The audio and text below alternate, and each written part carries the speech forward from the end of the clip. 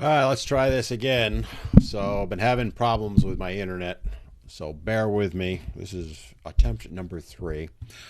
So what I wanted to do was kind of talk a little bit about domestic violence and specifically domestic violence directed at men. Um, one of the things that people who follow me may know, but maybe those of you that don't follow me might not know, is that I am a former victim of domestic violence many years ago, nothing recent. And because of that, I got involved as a peer counselor for male victims of domestic violence. I ran a group for, 2.5 years, trying to help guys out that were victims. And, wow, the internet's still having issues. Sorry, guys, I'm doing the best I can. I have had internet issues all day long. If it gets too bad, I'll bomb out of it. Somebody can let me know in the chat if it's coming through okay. Like I said, I've had internet issues all day long. I actually intended to do this earlier in the day and had to wait because of the situation with the internet. No idea why it's having a problem. Anyway, what I'm going to do, let's see. Can somebody let me know if you're actually hearing it okay? Thanks, Logical Thinker. So anyway, what I wanted to kind of talk about, though, as I was saying, I'm a former peer counselor of domestic violence.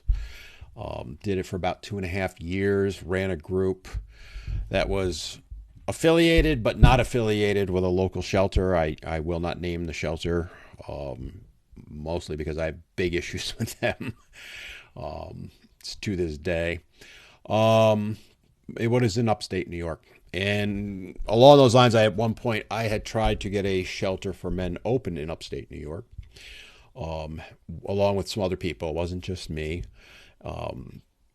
But as part of that experience, I lobbied with the New York State Legislature, reached out to a bunch of people trying to get funding for it. Long story short, the legislature in New York didn't feel men were a problem.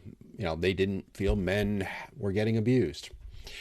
At the time, the women's groups came out of the woodwork against it. The Bar Association got involved slightly, but they were involved. But really, one of the issues that I was bringing up when lobbying was, because the argument they would make at the time, now mind you, this was 2003, 4, 5, in that area. The argument they made at the time was that there were no victims of domestic violence who were male.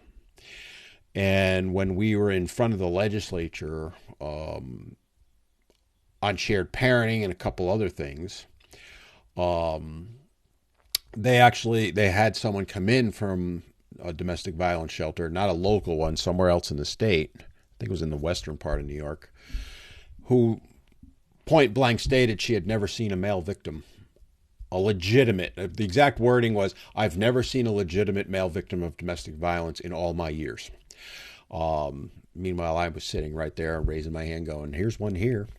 But one of the issues that, to be fair to them, is that, when they produced their data, the numbers don't show a lot of victims. And there's a lot of reasons for that. One of them is the way the laws are written. Yes, they are gender neutral. If you actually go read the statutes, they are gender neutral. There may be exceptions in some states. I've read North Carolina's, where I live now. I've read New York's. I've read a few others. Without exception, they are gender neutral. But what's in statute versus what is actually done, in other words, how it's enforced by both the police and by the courts, is two entirely different things. And along those lines, as I was saying, the data, because of that, the data is skewed, right? So back then, again, I'm trying to give a little education behind all this. 20 odd years ago, actually, let's go back even further. 30, 40 years ago, there was no data. No studies, nothing. Okay. So the domestic violence industry, and I call it an industry for a reason because it is an industry, it's a business. Okay. Was able to run with women are victims and the only victims. I've talked about on my podcast, I've talked about on other lives and some of my videos about Erin Prizzy, who started the first shelter in England, and it was for men and women. She got drummed out of that, and that's a whole other video time. And actually, I'm hoping to get her on my podcast at some point. Fingers crossed. She's one of my heroes, to be honest with you. But she got drummed out because she spoke out on behalf of male victims. She still gets attacked for it. I get attacked for it. But what happens is the data gets skewed for a couple reasons. One, the way the statutes are enforced, which I talked about. But the other, and this is the whole point of this live, the other one is that men often don't know they're a victim of domestic violence. And I kind of want to share some of how you can recognize if you are. Now, let me be very, very clear here on this. I'm going to share a bunch of things. It doesn't mean if one of them one time happened to you that you're a victim of domestic violence. That's a misnomer. It doesn't happen just one time. Can it? Sure. There's always exceptions, guys. I'm talking generalities. I know people are going to jump me for not being very specific and all that. We're talking generalities here, okay? So if you're a guy, if you're a male, often they don't realize that they're victims of domestic violence. And I saw this in the groups I ran, okay? What would happen? Various ways they would come into the group. The most common was someone directed them to the local shelter, and the local shelter then directed them to me. And the reason for that is the shelter offered no services for men. All right. I've talked about this a couple weeks ago on the podcast with Michelle. The shelter that I was, quotes, affiliated with, and I got no funding or anything from them. Oh, you wait, logical thinker. I'm going to be showing the Duluth model in just a little bit. Stay tuned. Just to kind of point out what you're trying to say, I'm gonna really say it. Might take me a couple of minutes to get there, though. So again, I wasn't affiliated. I got no funding. I had to go find a place, which happened to be in the basement of a church, and they were very good to me. Gave me the space free of charge. But guys would get directed to me from various sources, most commonly the shelter, because they had nothing to offer men. All right. At most, what they offered was a voucher to the local motel, which happened to be, by the way, the same motel that pedophiles were staying at when they got released from prison. Think about that for a second. If you're a guy who's being abused, you're trying to escape, you have children, that's where they're going to send you. And it was only for a 3-day voucher. After that, you were on your own. They had little to offer for a variety of reasons. Again, I'm not going to get into that with this particular live. But one of the things that when they were directed to me, and I had some police officers that would go against what Logical Thinker was talking about with the Duluth model and send them, because they knew the reality, right? What they're trained and what they see in the field is two entirely different things. But they would direct people to me, and there were a few other ways. But a thing I often saw was that guys would be in denial that they were victims. And I'm not faulting them in any way, shape, or form. By the way, same thing happens to women. They often don't realize they're victims, okay? And that's a key point we got to make here. Everything I'm going to say doesn't just apply to men. It applies to men and women. And this is the problem when we're having a discussion about domestic violence. They will try and shut me down because I tend to come at it from the male perspective as a victim, as a peer counselor. And they think that I'm trying to deny that women are victims. I'm never going to say that. Okay, victim is a victim is a victim. And everything I say, by the way, through this really applies to women also. The difference is, sorry, I got to take a quick drink here. The difference is there is help out there for women. There's not much help out there for men. Next week on the podcast, I'm going to be having someone on from one of the only 2 male shelters in the entire United States. Think about that for a second. There are thousands of shelters for women. There's multiple shelters in the big cities. Even the small cities have at least one. General rule of thumb I always say is within 50, even 100 miles, somewhere in that range, you're going to find a shelter as a woman. As a guy, there's 2. There's one in Dallas, Texas. There's one in Arkansas, Bentonville, if I remember correctly,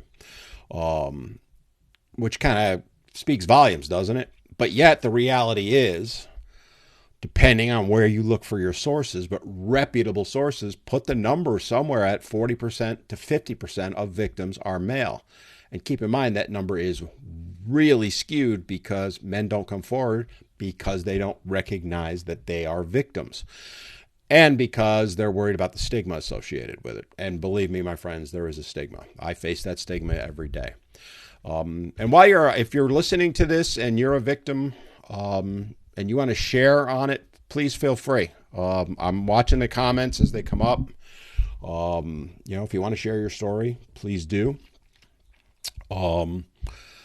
But again, the whole goal behind this was to just kind of help raise some awareness for guys.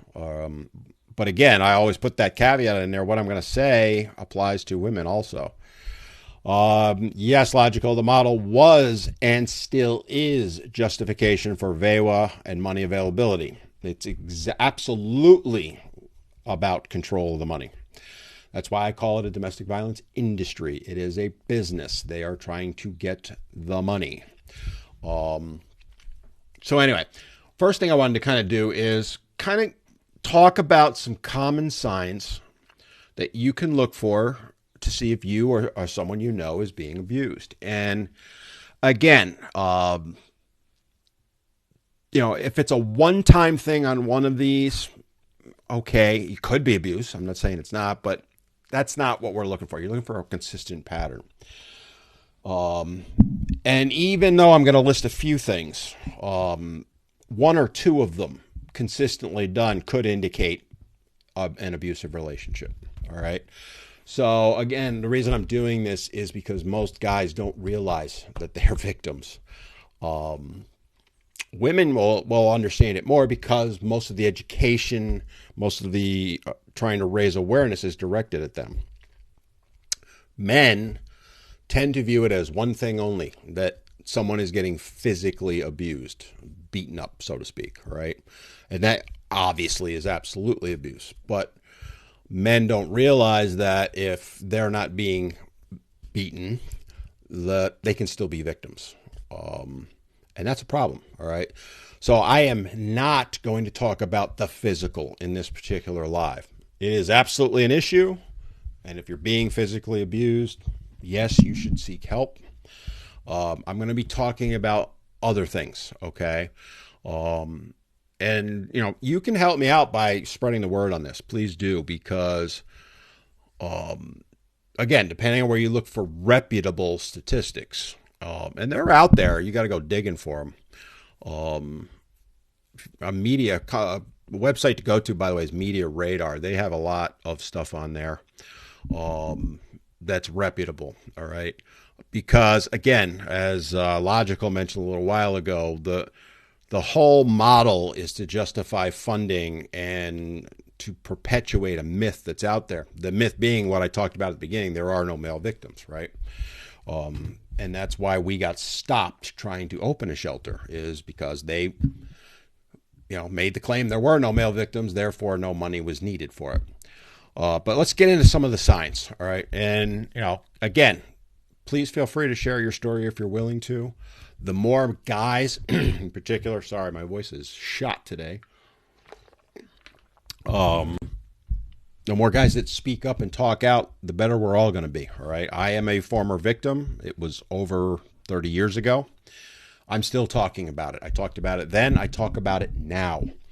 And why do I do that? Because I'm not a victim now and haven't been for 30 years. because I know what I went through. I know how I felt. I know how little help was available. And things have gotten better. If we're being fair, they have gotten better. But we have a long, long way to go. So please feel free to share this information. And please, if you hear this and it resonates with you, this could be, feel free to reach out for help. You could try the local shelters. There are some very, very good ones. I don't want to, generally blanket this. There's some very bad ones, by the way. The National Coalition of Domestic Violence is out there. You can go to thehotline.org, and that's why you see me peeking over to my left here, is I have a list. I have their list plus another list that I'm going to be using as kind of my guide, because the reality is that it applies to both men and women. But if you go to the domestic abuse hotline, the national one, and look at it, it's geared towards women. There's really nothing on there for men. If you look at the pictures on there, they're almost all women. I kind of scrolled on it earlier this morning because I'm getting prepared for that podcast. Of all the pictures that were on there, there was one with a man and a child, and they were talking about child victims of domestic violence, not the guy. And there was a gay couple talking about gay violence or domestic violence, or in the LGBT community. Nothing specifically for men. They aren't catering to men, even on the national hotline. All right, but they can help you. So anyway, let's get into some of the ones that really you might not be aware of, and they're in no particular order. One of the most common ones that I saw, that really guys don't see it as domestic violence, but technically it is, and it is domestic violence, is when you get insulted, demeaned, shamed on a consistent basis. I'm not talking about, your wife or husband insults you one time. No, what we're talking about is consistently. Or if they even, especially if they do it, especially if they do it in front of other people consistently, or even to some extent behind your back, right? So, if you're in a relationship with a woman, again, I'm gearing this towards guys, but everything I'm saying applies, by the way, to women also. But if you're in a relationship with a woman, and she's constantly demeaning you, constantly putting you down, the way I've kind of been putting it lately, this is a serious topic, but kind of inject a little humor in it, because it's okay to have a little humor on serious topics, is spend 5 minutes on TikTok or Instagram or YouTube Shorts and watch all the women demeaning men. That technically, if it was directed at a particular person, is domestic violence, right? Not what they're doing. I hope you get what the connection I'm trying to make that. So, when they say, oh, you don't make enough money, or you're not 6 feet tall and all that. If that were directed at a specific person consistently, that could be a form of domestic violence. Again, there's no absolutes here. Somebody's going to jump me for saying, well, that's not always the case. It's not. I'm saying that up front. But that's a common one. My opinion, probably the most common I've seen, especially when I was doing the peer group back in the day. And we, on an average meeting, I ran meetings weekly. On an average meeting, I had 12 to 15 guys, and they rotated in and out. But over the course of the 3 years, I spoke to thousands, probably somewhere around 1,000. I'm ballparking and guessing. Guys actually came in and shared their story. Logical, we are writing a book. Well, not we. My friend Michelle is writing a book and putting together men's stories. DM me, and I can get you in contact on that, because she's looking for stories. My story is going to be going in there.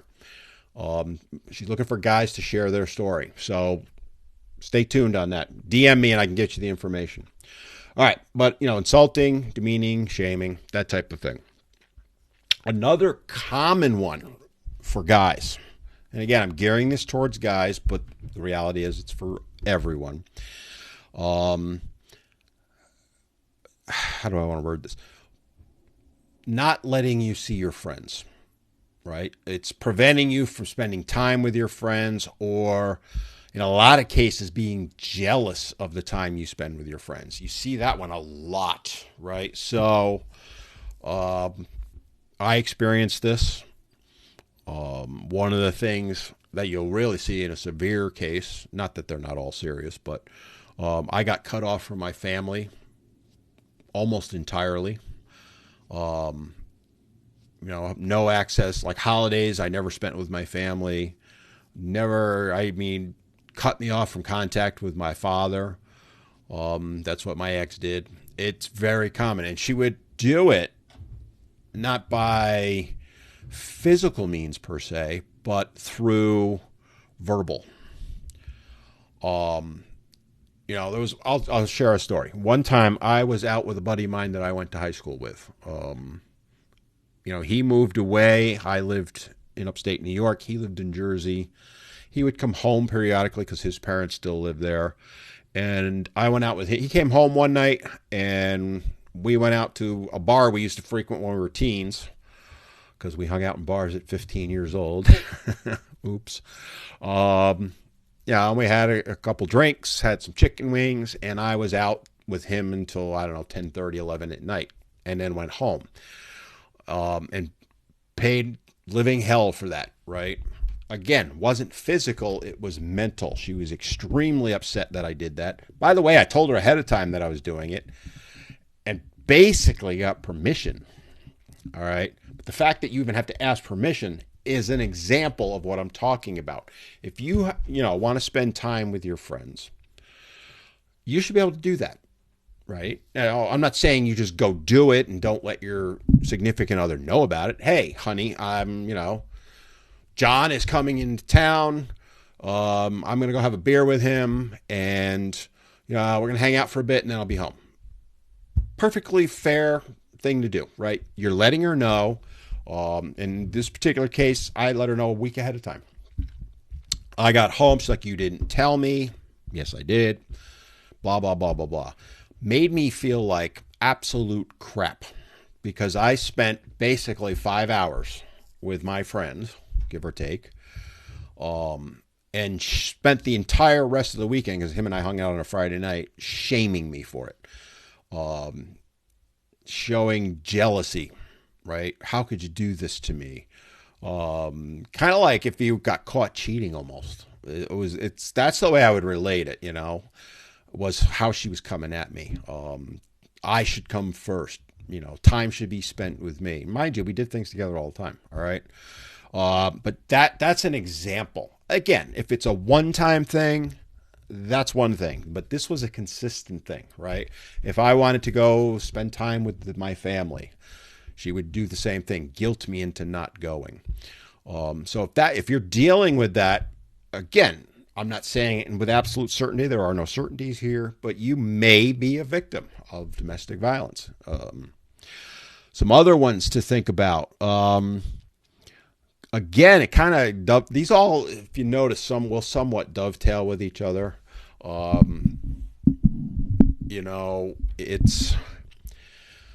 There's no like hard and fast rules with this. People look for them. Well, the one hard and fast rule is if it's physical. Okay, that's obvious. But with the non-physical means, there's no hard and fast rules here. But there's commonalities. That's the term I was trying to think of. My brain's not functioning. But think about things like trying to make your own decisions and things, right? Again, I can relate to this specifically. So when this was all going on, I was in my early to mid-20s is when it started. I'd gotten out of college, didn't know what the hell I wanted to do. If you're in your 20s, you know what I'm talking about. You get your degree, you're trying to find a job, you don't know what you want to do, you might try a few jobs, that kind of thing. And that's what I was doing, right? I was trying to find my career. And, I did different things. I worked for Rent-A-Center for a while. I actually became a manager of a store there and made really good money. But I was working 70, 80 hours a week, and I didn't really like the job. So I said, how long did it take me to heal? Well, Kempe, I'm not sure if I'm saying that right. The honest answer is you never fully heal, all right? But to answer your specifically, my abuse ended in 1995. To be honest with you, it wasn't until I turned about 45, which would have been 8 to 10 years later. But a lot of the reason that I was able to heal was that peer group. I was running it, but I was also getting benefit from it. And being able to understand the stories and face what I went through and accept that I was a victim. Big thing guys really struggle with. That's what got me over the hump. Am I fully healed? No. Will I ever say I'm fully healed? No. I don't think that it's fair to expect to fully heal. But your question's a great one because I'm much, much, much better off than I was for a variety of reasons. But the biggest thing that got me over that hump is doing what I'm doing right now, talking about it, sharing my stories. And that's why I encourage any of you watching this, you want to share your story in the chat, feel free. I'm watching it, keeping an eye on it. But anyway, just kind of go back to what I was talking about, making my own decisions with jobs. So again, I worked at Rent-A-Center. I was making, now mind you, this was 1986. I was making 35, 40,000 plus bonuses, which at that time was really good money. I mean, the minimum wage at the time was probably $4 to give you perspective, but I hated that job. Thank you, Kemp. I am doing better and dealing with it. I was working 6 days a week. We had our first son. I was away a lot. Hated it. I wanted to be active and involved with his life growing up. So I started looking for other jobs. And, I moved on from Rent-A-Center. There were so many. I tried so many different things. I couldn't find anything I liked. I became a collector. Yeah, the bill collector guy. I was the big white boy from Rent-A-Center for a while. We were doing repos. And then I got involved with repos on other things, cars. This was all in the mid 80s. And then, from there, I'm trying to remember them all. I went on to, a collection agency working for them. And I'm just trying to blanking on some other ones, but basically it took me about 4 or 5 years. It wasn't until 1990-ish I found a career, right? So I was working for a company called Pitney Bowes. They were a mailing company and was there until they shut our office down. So, and I would have still been there if they hadn't shut our office down. I loved it working there. Absolutely loved it. Was I making the money I was making before? No, but I was pretty close. But I got shamed for it. My ex did everything she could to prevent me from finding my career because all she wanted was that money, that paycheck. And if I had to work 80 hours a week to give her what she wanted, that was going to be the way it was. And I just reading downtown. I read CAS documents from when I was a kid. I'm absolutely broken. Can you share more? Or if, you don't have to, but if you're willing to. Making those type of decisions. And now, mind you, if you're married, of course you need to make decisions together. I'm not saying that you can't. But when one person is making the decision for the other, and that was kind of what was going on here, because there were job opportunities I had that I wasn't allowed to take. Again, she never would say to me, she was very, very good at what she did. She would never say, no, you're forbidden, but she would make my life a living hell, right? And would let me know she was going to make my life a living hell. So, again, it's manipulation and control. Very common one that happens to guys. Very common. Other ones, kind of talking about some of them. Another one that I saw pretty frequently, I can't say it was universal, but it's one you'll see even online. Again, I kind of joke about it to inject some humor. It's what you see on social medias, the TikTok videos and the YouTube shorts and all them. Guys never do anything right. Right? Some people make jokes about it. Funny ones too. I laugh. Okay. But, the common one being you don't fold the towels right, or you don't fold the laundry right. How many times have guys heard that, right? Just reading downtown things I wasn't sure of if my mother knew had happened, but not only she let happen, so did others. I can relate to that, my friend. I went through SA that my mother and R that my mother knew about and did nothing to stop. So I can kind of relate to what you're going to.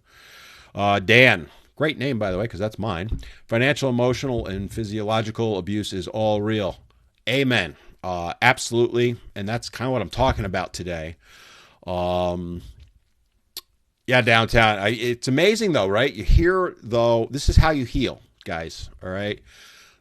Downtown's experience and mine, horrific experiences, but we're sharing them, right? And I'm sure some of you watching this are going, yeah, I went through that too.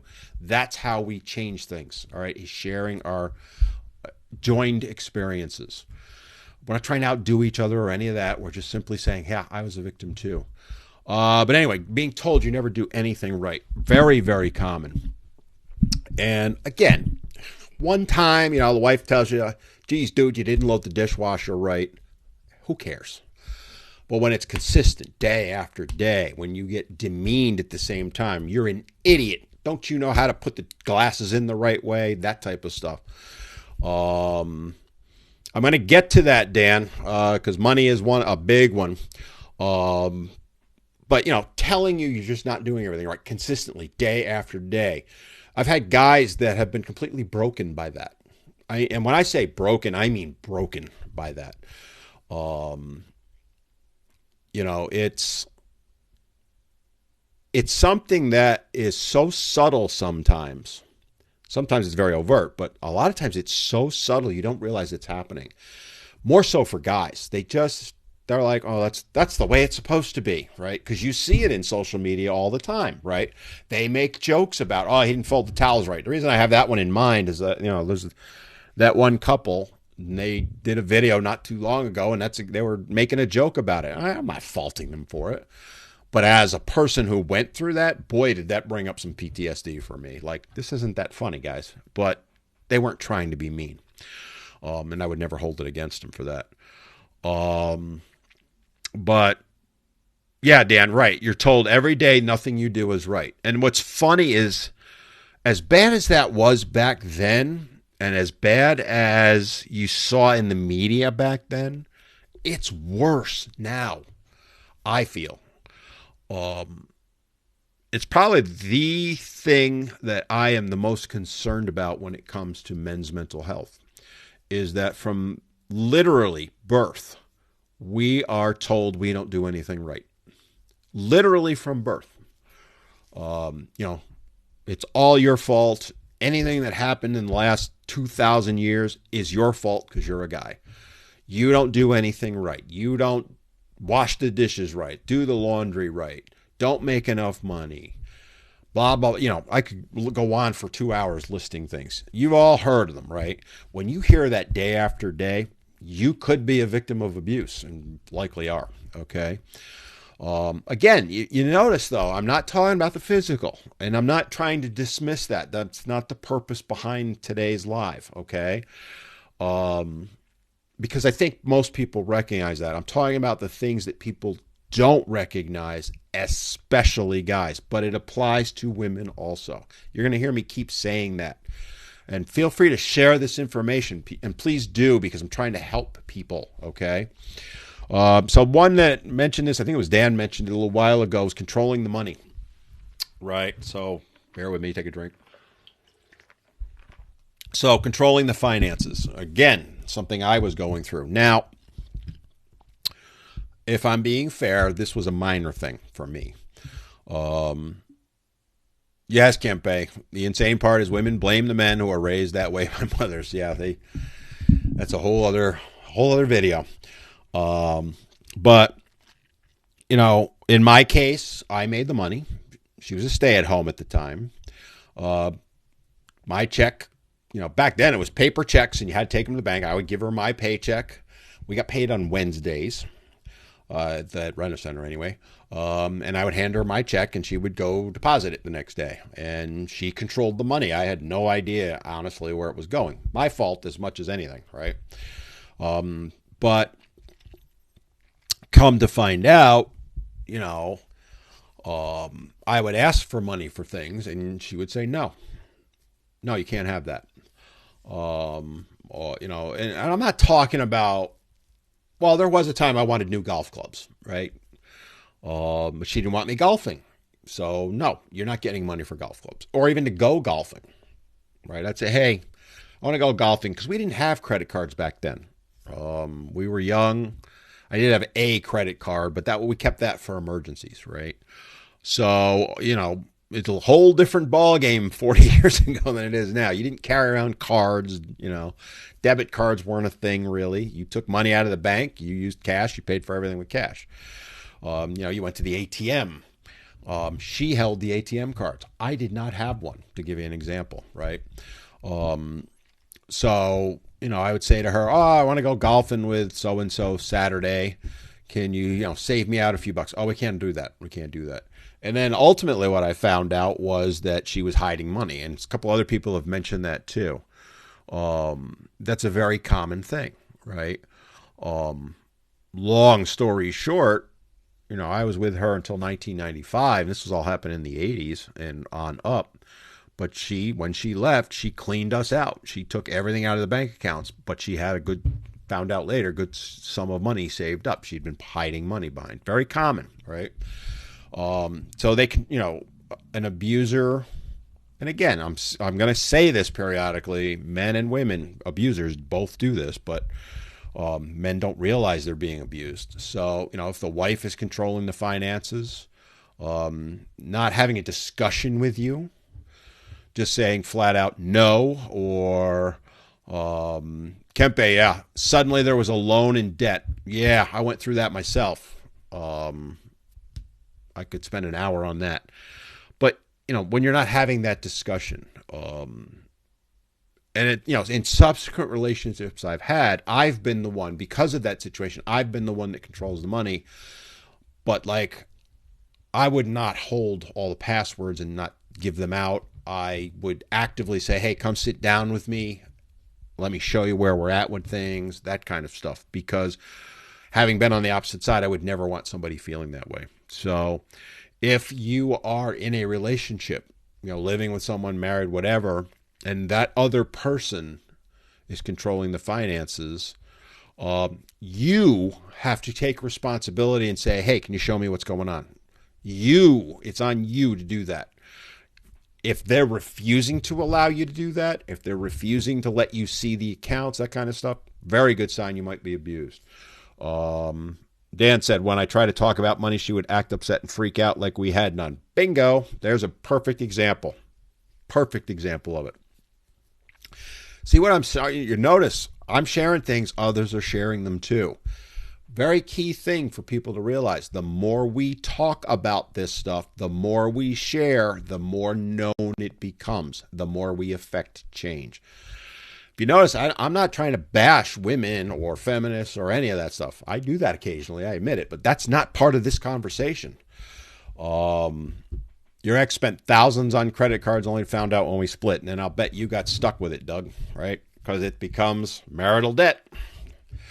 But yeah, so a common one is control of the finances. Again, it could be any one or two of these that shows it. It could be you have little aspects of all of these. It could be that some of these are part of your life, but you're not being abused, all right? Only you can really sit down and think about it. But it's something to think about, and that's my purpose behind this. Another common one. And again, I'm not doing the physical on this, but if you ever feel like you're intimidated, some sort of object has become a weapon. In my case, I used to get hit with a golf club, speaking of golf, all right? I'm not talking about that today, but those are actual abuses, all right? And I don't want anyone thinking that because I'm not talking about them, that I don't consider them abuse. I absolutely do, but I'm trying to focus on non-physical today. All right. But intimidation is, in fact, a method of non-physical abuse. You're right. Snafu bar. I love that one. You must be a ex-military. But you're right. She can do all that, and it's marital debt, and you are just as responsible. Um, setting aside things like intimidation by a weapon, but intimidating you in general, making you feel worried. Okay. Very powerful. One of the things you'll often hear the female advocates of domestic violence do, they'll try and diminish male victims by saying, yeah, but women get hurt more. Yeah, they do. That's a fair point. It's also an irrelevant one in terms of, are you a victim of domestic violence or not? Of course, it's horrible, but that's what they try and do to hide what's really going on. Because, again, if this gets found out, the domestic violence industry is going to get in trouble, so to speak. So, things like another one, destroying things, right? Very common. So, throwing things, that kind of stuff.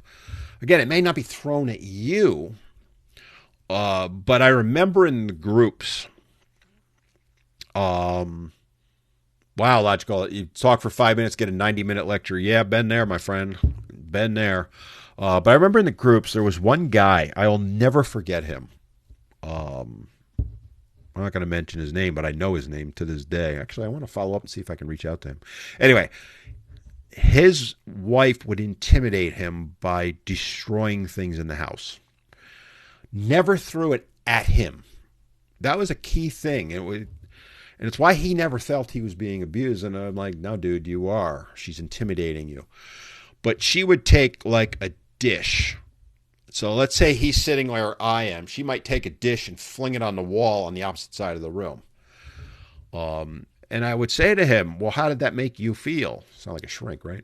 And he'd go, oh, it would make me scared. There you go. That's intimidation, right? Again, she never, to my knowledge, and he may not have told me, and it did happen, but she never physically threw anything at him or laid a finger on him. But he was a victim of domestic violence. There was no question about it. So things like that. Another common one, well, not so common, I should say. Like trying to get you, and again, I'm pulling some of these from the domestic violence awareness websites. Some of these I know. But Tim, my ex was hitting me and telling me it's nothing because how big I am. Yes, that is very common, and that goes straight to the Duluth model, which I'm going to talk about shortly. Because,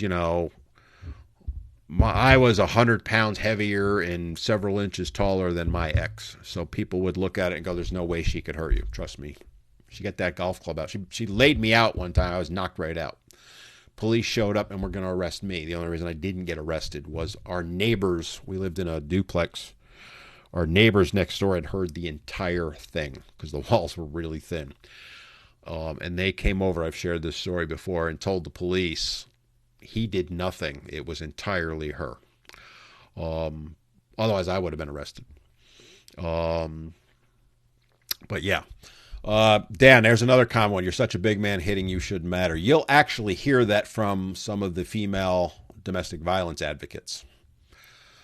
She's just, she's playful. Bitch slapping you upside the head is not playful sometimes. I'm trying to be polite with this, okay? But, intimidation. The other thing common that you'll see, or not so common, I shouldn't say that. They'll try and use things like alcohol against you, get you drunk. Hey, Lindsay, squirrely girl, my girl. Anyone who's ever been kicked in the shin by a toddler, no size, doesn't matter. Amen, sister. Or kicked in the you-know-whats by a kid by accident. But, using alcohol. So, again, trying to put you in a weakened position.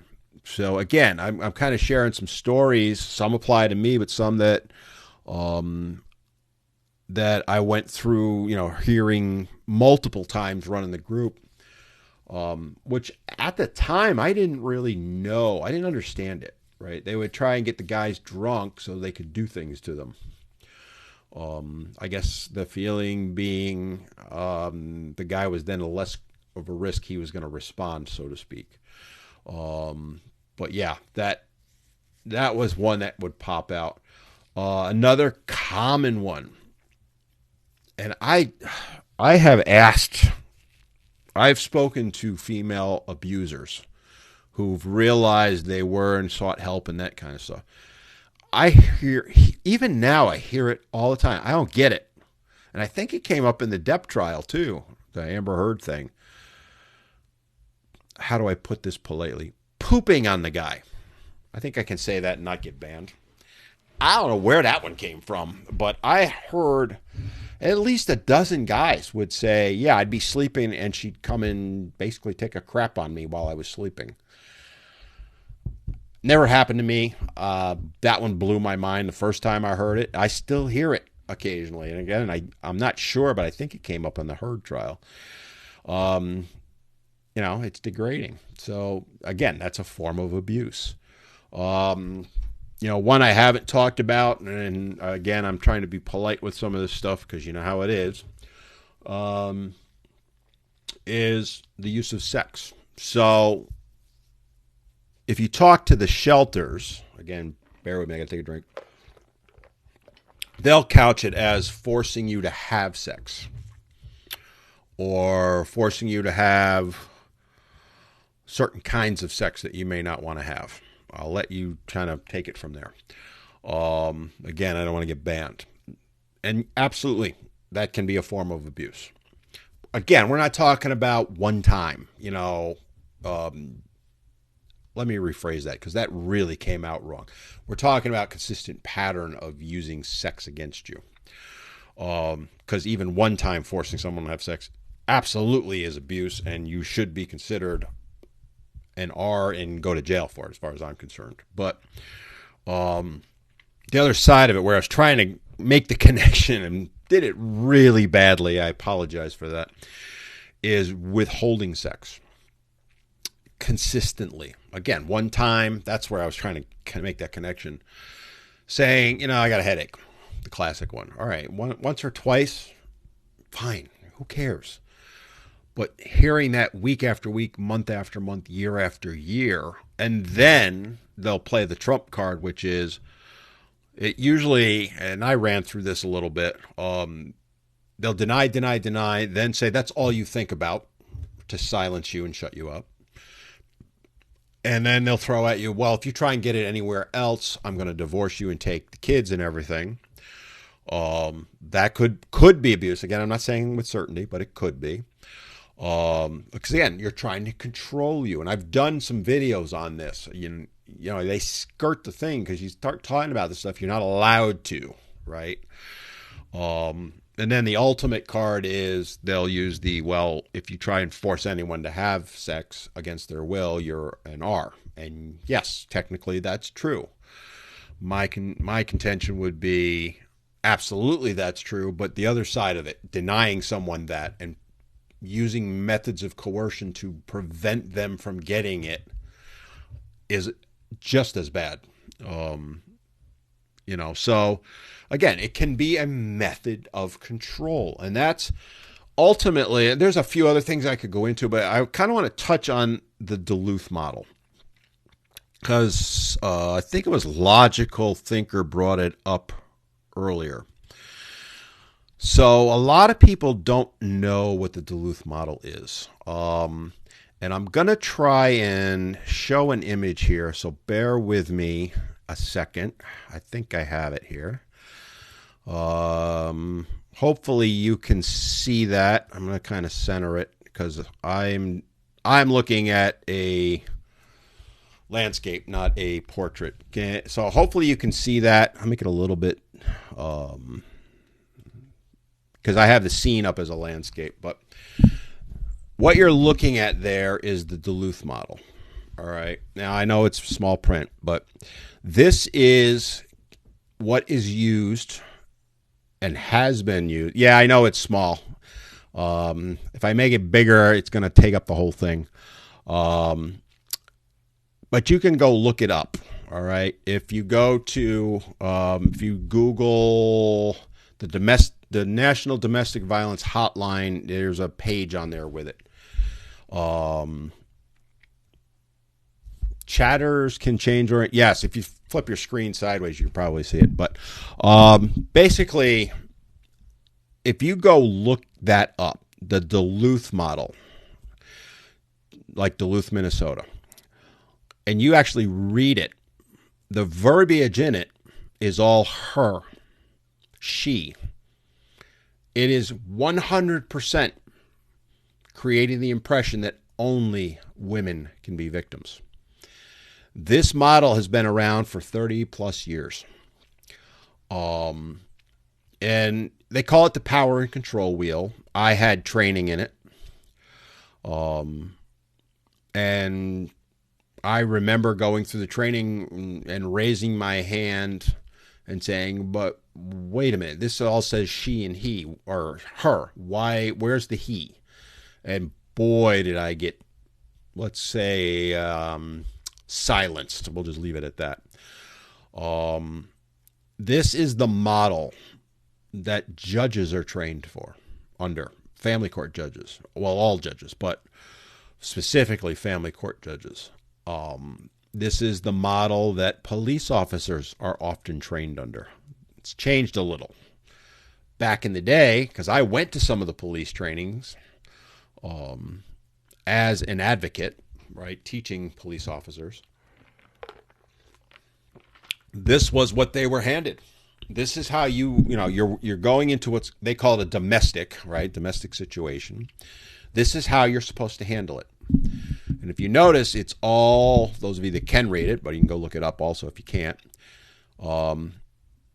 It's all directed at the female being the victim, the male being the perpetrator. It even has in there using male privilege. This is where that term comes from. Now, it was around before that, but this is where it took off. Okay? And you'll notice some of the things I talked about are in there because the reality is, if you look at the actual titles they're using, with the exception of male privilege, economic abuse is on there, coercion and threats. I just talked about those, okay? Intimidation. That's where I was pulling them from, guys, right? So as much as yes, it was made by a scientist that coined the idea of women. Yeah, I was about to go into that, Dan. But as much as I hate this particular thing, and I do, and I freely admit it, what's in it is not entirely wrong, right? The things I talked about are in here. What the problem is it's portrayed as only women victims, only male abusers. And then you have the male privilege thing in there. That's where it jump started, okay? And some of you may be too young to realize that. You weren't around, right? This really took hold in the mid-90s under a program called VAWA, Violence Against Women Act, which was written by our current president, Joe Biden. He is the champion of that. Forget the current politics. I despise the man for what he did back then. I don't care about the current ones. He set male victims back decades and still being affected by it, tragically, because his whole belief was based on this particular model. All right. And that's where VAWA came from. That's where all the funding came from for domestic violence shelters. It's actually technically illegal to call it VAWA because it's, you can't target money for a specific thing like gender, right? It should be anyone. But it has been challenged in court. The court's upheld it. Gee, I wonder why, right? Because who wants to be the one that says, no, there's no female victims? It is some of the basis of Title IX laws, yes, logical. And, and the multi-gender is even more confusing. I'm not going to really go into that, but one of the common things that, well, most people don't know, I think it's getting fairly well known, is that same-sex relationships tend to have as much or more abuse than, what's the term, male-female ones, okay? How did it end up that femmes are protected as children should be when children are? That's a good question. It's politics, my friend. But anyway, this particular wheel, I'm leaving it up a little bit longer. Let me just kind of scooch it over and shrink it a little bit. Actually, you know what? Let me get rid of it. You can go look that up. Just Google Duluth model and go read the wheel. Because that is why that wheel, it's not the only factor, but it's the primary factor of why we're at where we're at. Because that wheel has been used to deny the existence of male victims for 30 years now, over 30 years. It was, as I said, what was judges were trained by. It's what lawyers are trained under. Family court lawyers, lawyers in general. I had to go through the training for it. That was, now mind you, I was a victim, and I was sitting there being told I was responsible for it. And when I would speak up and say, you know, I'm a victim, not a perpetrator, one person literally said to me, you had to have been the perpetrator. There's no way she was. I mean, I'm paraphrasing it, but, you know, if I wasn't as strong as I am mentally and emotionally, that would have crumbled to most guys, right? To hear something like that. You've been physically abused, literally knocked out, but you're the one to blame. And that's what they do. Yes, pretty much the last few studies are showing pretty much the same percentage. You're correct. And yes, male-male relationships, MMs, don't have half as much as any. They also, by the way, tend to divorce less. Makes me wonder if I should become gay. I'm kidding. One of my best friends happens to be gay, and he keeps trying to convert me to his team. It's a joke. But we've talked about that. I'm just kind of reading through some of the things here while we're chit-chatting. Leo's about the Duluth model. They may not know it. You're right. They may not know it as the Duluth model because they're not handed it as the Duluth model. They're handed it as the power and control wheel. That's how the verbiage is. It's the power and control wheel. They don't call it the Duluth model. Yeah, dudes get married and hang out and chill. Be just like a marriage, right? No sex. You can leave the toilet seat up. You can do it. Perfect. But I think that one of the reasons I am so adamant against that wheel is because of the verbiage in it. Again, a lot of what's in there is true. That is what happens to victims, right? I talked about them beforehand. But it's that when you have in there, if sexuality was a choice, I'm kind of thinking that way too, Tim, because, man, I have a lot of friends who happen to be gay, and they are way happier than anybody else I know. God bless them for it.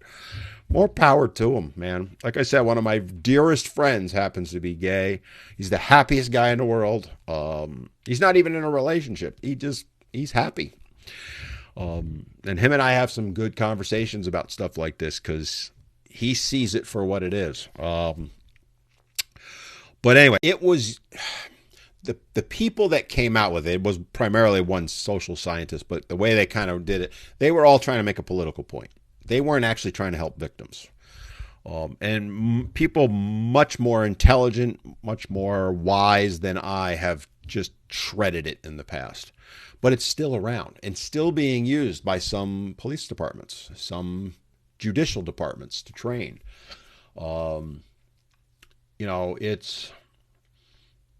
It's a terrible shame. Things have gotten better. Absolutely they have. Where we are now versus where we were 30 years ago, 20 years ago, light years better, honestly. And yet, most people who are going through it now would say it's no different. It has gotten better, but we have a long, long way to go as to help male victims. And let's be clear here. Something that the other side, if you will say is that when you speak out on behalf of male victims, they will always couch it as you're trying to take away from female victims. Not in any way, shape, or form. They'll argue against funding for male victims because it's going to take away from female victims. Not one time did we ever advocate for that when we were trying to get a male shelter open in New York. Our argument to the state was in front of the legislature is we don't want any of the existing funding, because there were some legislatures that are going, why can't you get some of that funding? And they would pounce, the female activists would pounce on that. No, we're not trying to take it. We wanted $100,000 from the state of New York. That's it. Give us that. We can get other funding. We had worked out we were going to purchase a house to make that the shelter for guys. We were going to have beds upstairs, rooms for beds, that kind of stuff. And basically, we got nowhere with it. I mean, we tried for 3 years. We did have some support in the legislature. By the way, politically, both sides, the ones that supported it were from both sides. The majority were against it from both sides. So that's why when people try and bring politics into this conversation, I do everything I can to silence that, because neither party cares, honestly, for the most part. There are exceptions, all right? But it doesn't matter which side of the aisle they're on. If anything, I would say, and I am a libertarian, but for the most part, but libertarians would be the ones that actually do seem to care. And they're the ones that don't want the government involved. Go figure. But anyway, yes, Snafu Bar, exactly right. They always try and couch it that you're trying to take away from that victimhood, right? The female victim, so to speak, which that's never been the case. And by the way, that applies to basically anyone talking about men's issues. We never try and take away from the women's side. We're just saying, hey, what about us too? But specifically with DV, that's the argument against it. So again, I was hoping to keep this under an hour. I'm a tad over, but I hope this helped you out. All right. I have been recording this. I'm going to throw it up on YouTube. I originally was trying to post it both to YouTube and TikTok at the same time, but my internet's having issues. Just can't handle it. I've done it before, so I know it's something with the internet today. And I've had other issues. But what I'm asking, if you've watched this, if you enjoyed it, please like it, of course, but share it. If anything I said strikes a chord with you, that you're facing this, any of that stuff, again, it's not an absolute that you're a victim of domestic violence, but if you're hearing that and go, geez, that's me, or geez, he rattled off 3 things, that's me, you might be. Do some research. Sit and think about it. Reach out to someone, a counselor, and ask them. Because I know it sounds ridiculous for me to say this, but guys don't see it. They don't realize they're victims. And even when they hear the stuff I talk about, they still can't make that leap to say, yeah, I'm a victim. It's very, very common. I've seen it thousands of times. But if they speak to another person and say, hey, this guy, me, said this bunch of stuff, and I'm thinking, what do you think? Like a friend or something like that you can trust. That seems to resonate. So that's why I say, if you're not sure and you can't make that leap, find a trusted confidant, someone you can go to. It might be a therapist. And I could do a whole thing on how the therapists don't see it either. But the reason I bring it up is I want you guys to get help. And you need to share your story. That's the other takeaway from this. You need to share your story. You need to share this. And I'm not saying that to promote myself in any way, shape, or form. But the more we speak out as guys, the faster things will change. The more help we'll get. What days and times do I usually do lives? Lately, it's been Mondays. I don't have set times for lives because of my schedule. The podcast I do goes up at 11 a.m. every Sunday, and the reason I'm mentioning it is 2 weeks ago, our podcast was about domestic violence. That was with Michelle. Matt was on the podcast, Maddie, which is Machuli, for those of you on TikTok. And he and I talked a little bit about it. So there's some, check out the podcast. But this upcoming week, as I said earlier, I am having someone on from one of the only 2 shelters for men in the entire United States. And we're going to go into this in detail, much more than I am doing about. But I don't understand the DV on the guy side because men tend to be more aggressive. That's actually, Jane Ann, a misnomer. That's not true. If you actually look at the research, the reputable research, it's about equal as far as aggressiveness. The difference is the level of physicality, if you will. I'm trying to be polite with this. Women get hurt more. Men are much bigger. It's going to happen that way. I'm not trying to dismiss it in any way, shape, or form, but as far as actual aggressiveness and abuse, it's about equal.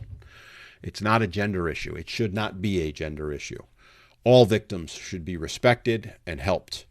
And that's, again, I'm not trying to demean or dismiss you in any way. I'm trying to educate, right? We have to accept that reality and stop denying it. It's very passionate about that because that's the reason that's put out there is to deny male victims. You're not a victim because men hurt women more. That doesn't make me or anyone less of a victim, okay? And if you notice, I haven't really talked about statistics much because the statistics, for the most part, are bullshit. My abuse shows up nowhere in the statistics. Nowhere. No reports were ever taken. I tried to file them. None of it. It's not. And I can tell you, I've talked with thousands and thousands of guys about this. Almost to a man, they will tell you theirs is not in the system. So, of course, the statistics are wrong. And that's by design. Jane, I didn't really think you were. If I made you feel that way, I apologize. That wasn't my intention. I was just trying to educate because there's people that watch that and see that and think that that's the case. I apologize if I made you feel bad because that's not my intention. But again, the statistics are bullshit. Point blank. They're absolute bullshit. What's interesting, though, is when they work around that. And there are reputable studies out there. They show it's pretty much equal, 50-50. And, I, for one, would be the first to tell you they should not take a dime away from female victims. Not one penny. We need to, though, on the other side of it, help male victims. And that's my whole goal with all of this. All right, guys, I am going to call it at that. Please share this. The podcast, when it comes out, really take a few, probably, I haven't done it yet. We're actually recording it tomorrow because I always pre-record them. I'm blocking out 2 hours for that podcast. We could go longer. I may even break it up because I've already talked with them a little bit behind the scenes because when you do a podcast, you kind of pre-talk a little bit. There's some powerful stuff coming out in this. And we're not in any way putting down female victims, but when you're going to hear on that podcast, which comes out Sunday, may blow your minds in some cases. All right. And I'm going to be talking more and more about this because I'm very passionate about it. One of the things that I'm planning, you're welcome, Jane, personally to do is get back in and try and get a shelter open for men, at least where I am now, which is in North Carolina. There is no shelter in North Carolina. I do have political connections here. And I have already started reaching out to some of them, and I'm going to see what I can do. It's going to be an uphill battle, to be honest with you, but I'm going to see what I can do. All right, I am going to close it out on that. Guys, thank you for watching. Some of you gifted, thank you for that. I don't do this for gifts or anything, but I do appreciate it. And again, share this and share your story. All right, share your story. The more we talk about it, the more we take away the stigma, which is done by talking about it, the sooner we can get help for everyone. Thank you, and hey, have a great night.